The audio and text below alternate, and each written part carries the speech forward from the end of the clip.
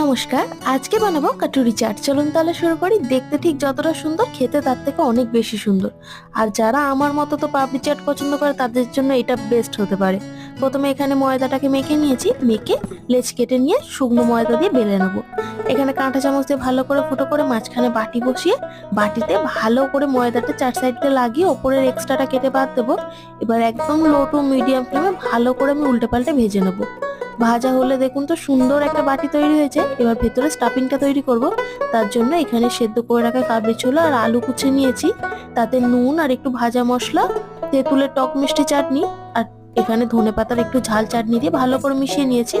ওইটাকে বাটির ভেতরে দেবো। তার উপর থেকে দেবো ফেটিয়ে রাখা টক দই, তেঁতুলের চাটনি, ধনেপাতার চাটনি, অল্প একটু শসা, পেঁয়াজ, টমেটো কুচি আর এখানে দিয়েছি একটু ভাজা মশলা আর বিট নুন।